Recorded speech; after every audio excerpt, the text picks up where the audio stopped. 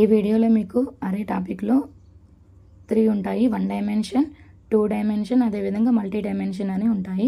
ముందుగా మీకు 1 dimension explain చేస్తాను. అన్ అరే that can have only 1 dimension is called 1 dimension అరే. అంటే ఒక అరేలో 1 డైమెన్షన్ మాత్రమే ఉంటే దాన్ని 1 డైమెన్షన్ అరే అంటాము. సింటాక్స్ చూడండి. Data type variable name is equal to value 1 value 2 తీసుకున్నాను. ఎగ్జాంపుల్ ఇంట్ of is equal to marks తీసుకున్నాను. ఇక్కడ ఇంట్ తీసుకుంటే ఇక్కడ మార్క్స్ తీసుకోవాలి. ఇక్కడ 1 డైమెన్షన్ కాబట్టి ఓన్లీ 1 బ్రాకెట్ మాత్రమే తీసుకోవాలి. ఇక్కడ 1 కర్లీ బ్రేస్ మాత్రమే వస్తుంది. 13, 15, 20 ఇలా మార్క్స్ తీసుకున్నాను.